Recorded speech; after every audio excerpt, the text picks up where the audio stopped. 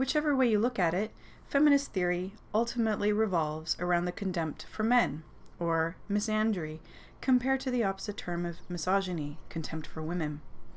Modern popular culture, as it has evolved over the last few decades, has portrayed this misandric bias in various ways through moral panics, created for self-serving purposes.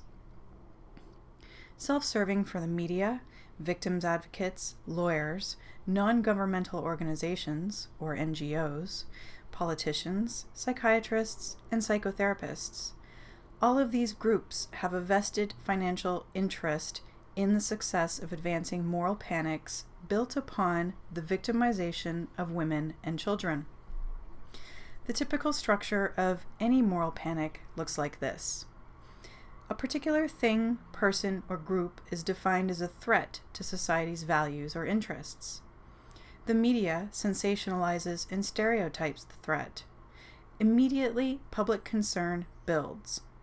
Authorities and opinion makers expound on diagnoses and solutions while strongly asserting that the threat level is real. The panic either then recedes or results in social change. The last point that I just made, results in social change, is what typically happens, usually quietly, in Canada. The Canadian government often holds inquiries into unsolved cases or seemingly mishandled or ignored cases involving violence against women and children, and other minority groups such as Aboriginals, that often result in legislation changes in favor of victims' rights, or set the foundation for new case law and Supreme Court decisions.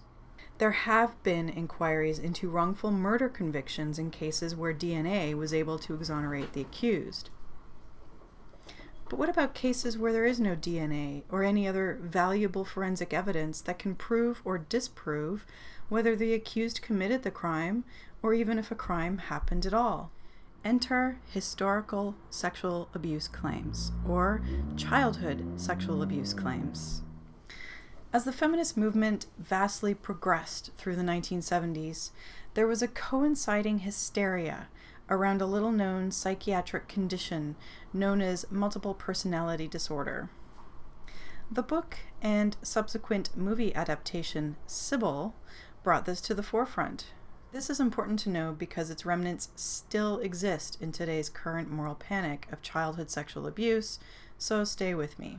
An episode of The Current on CBC in 2011 highlighted a book written by author Debbie Nathan entitled Sybil Exposed. And I quote, "In the original book, Sybil is portrayed as a young woman who started seeing a psychoanalyst in New York City in the early 1950s. Nathan described what happened after a few sessions as detailed in the book. She had a very dramatic moment when she started smashing windows and split into another personality, into a little girl.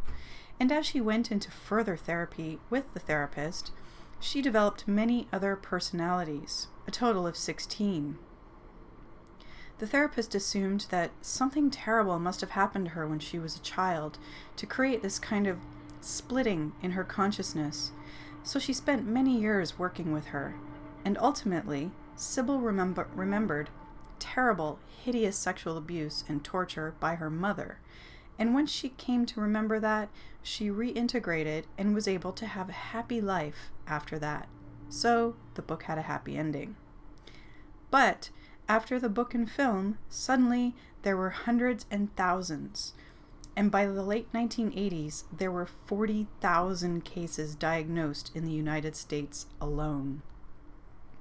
This was a woman's book, and the diagnosis that developed was a woman's diagnosis. 90% of people who have multiple personality disorder, or get diagnosed with the new name dissociative identity disorder, are women." End quote. Debbie Nathan took part in the spring 2012 series Miscarriages of Justice and Wrongful Convictions on April 3, 2012, to talk about her new book, Sybil Exposed, the extraordinary story behind the famous multiple personality case and how cases like these affect the judicial system. This is a false accusations and false convictions class, and you probably, for those of you who've heard about multiple personality disorder, which is today called dissociative identity disorder, you might not have ever thought of those two subjects, false convictions and multiple personality, a type of mental illness, together. But I hope you'll understand when I finish the lecture, by the time I finish, why this diagnosis created a lot of havoc in the culture and actually led to this problem that you're studying. As Dr. Horowitz said, I'm a journalist and originally was writing in the 80s about false accusations, primarily in daycare centers around the satanic ritual abuse panic. And as I tell the story about how I got interested in the book that I just wrote, Sybil Exposed, you'll see why I got interested in it. How many of you remember the book Sybil? This was the cover. And right after, then it was made into a TV movie in 1976. It showed on 2 nights in November 76. One-fifth of the American population watched this movie. It had an incredible impact on the culture. That's essentially the story. A little girl has a psychotic mother.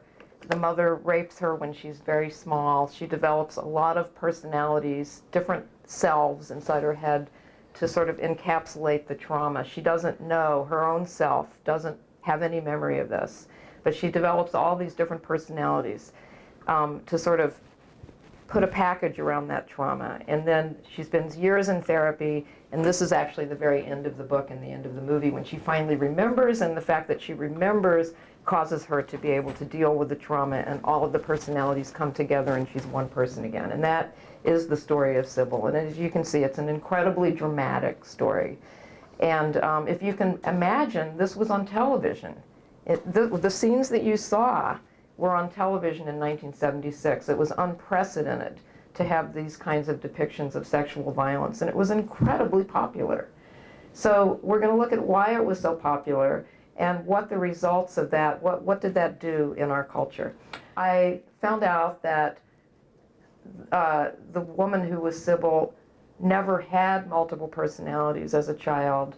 Her mother was not psychotic. There's no evidence that her mother ever performed this abuse on her.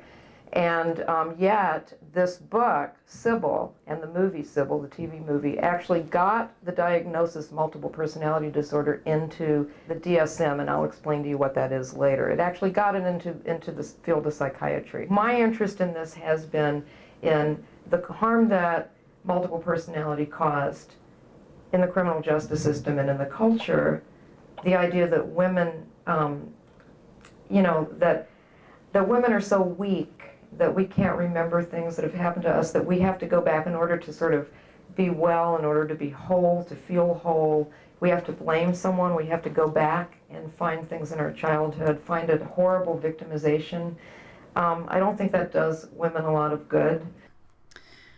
This hysteria evolved into the 1980s to children having wild stories prompted and coaxed out of them by counselors claiming children were victims of sexual abuse or horrific satanic ritual abuse cults that their parents were allegedly involved in, or their daycare or other institutions. Many of the accused ended up with devastating convictions and lengthy jail sentences, most often on the uncorroborated and unprovable testimony of memories constructed during counseling and questioning sessions with various authorities. Some cases were dismissed, some pushed through to conviction, some overturned years later. But overall, mass miscarriages of justice were had.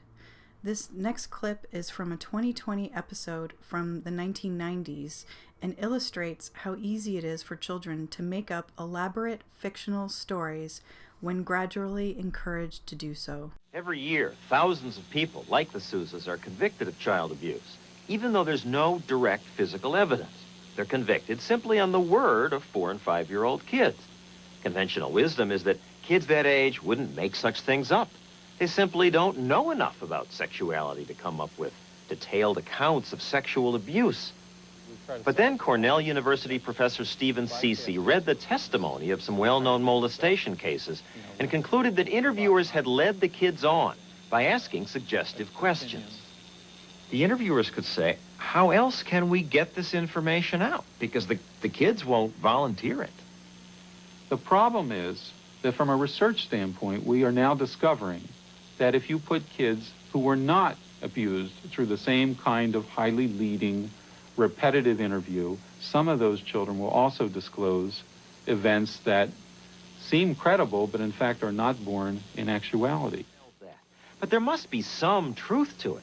How could children come up with so many inventive, kinky activities and describe them with so many details unless something really happened? It's a persuasive argument until you hear about Cece's next experiment.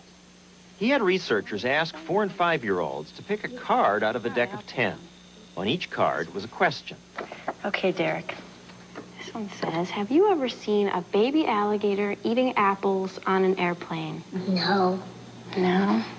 Have you ever had your finger caught in a mousetrap and had to go to the hospital? No. No? Your class and... At first, almost all the kids say no. Mm-mm. But then, once a week for the next 10 weeks, they ask the question again. No coercion, no leading questions, as in the child abuse cases. They just gently repeat the question. You went to the hospital because your finger got caught in a mousetrap. Did Did that happen? Uh-huh. Yeah? By week 4 or 6 or 10, most of the kids are saying, yes, it happened. And not just saying yes, but giving such precise information about it that you'd think it must have happened. Did it hurt? Yeah. Yeah? Who took you to the hospital? My daddy, my mommy, my brother. So where in your house is the mousetrap? It's up at our, down in the basement. Down in the basement. What is it next to in the basement? It's next to the firewood. Anyway, what you see here is a child who's given you a lot of perceptual detail. He's telling you where the mousetrap was. It was next to a wood pile in the basement. He had gone down there because he wanted to tell his dad, who was down there collecting firewood, that he was ready for lunch. He gets in an argument with his brother Colin, which he later goes on to describe. They were fighting over some action figure. Colin pushes him next to the wood pile. He doesn't see where his hand's going, and it gets caught in a mousetrap. Were you surprised at the answers you got? I think it's fair to say that my colleagues and I were absolutely shocked that by the 10th week, not only were they assenting to some of these things that didn't occur, but they were giving very coherent narratives, highly elaborated narratives that are, I think, quite persuadable.